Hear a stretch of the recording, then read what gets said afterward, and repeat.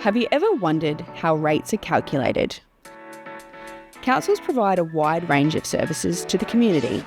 These services include maintaining roads, libraries, sport and recreation facilities, parks and playgrounds, planning and development assessment, waste collection, and economic development. To fund these services, the council receives income from grants, investment interest, and other income such as fees, animal registration, and fines. However, most of council's income is sourced from rates, which are taxes that are paid by each ratepayer. To determine the amount to be paid by each ratepayer, the council receives property values from the Valuer General, the state's independent authority on property valuations for all properties within the city. The property value is also known as capital value, which is the value of the land plus the value of any structures on this land, for example, a house. Then, the council calculates the amount required to provide the services, programs and projects to the community for the upcoming financial year.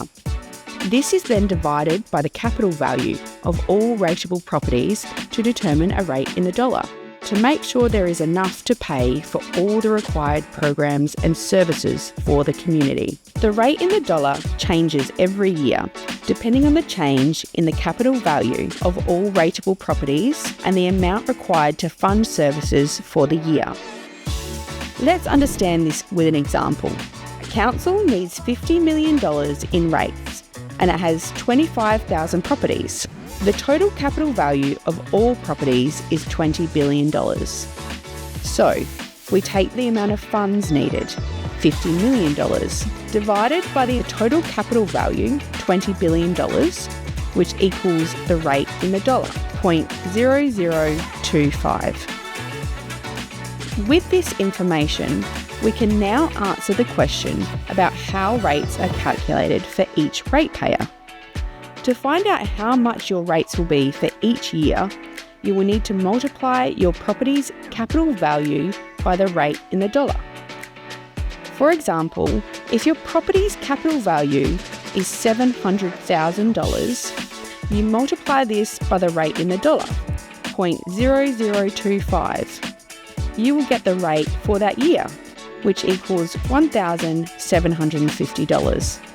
There are some exceptions, such as the minimum rate, which is the level of contribution each ratepayer makes for the services council provides. Any property with a capital value less than a certain dollar threshold will pay the minimum rate. The minimum rate changes every year. For example, if the capital value threshold was around $450,000, any property valued less than $450,000 would pay the minimum rate. If you would like more information or to have your say on the current rates consultation, please visit Connect to Campbelltown.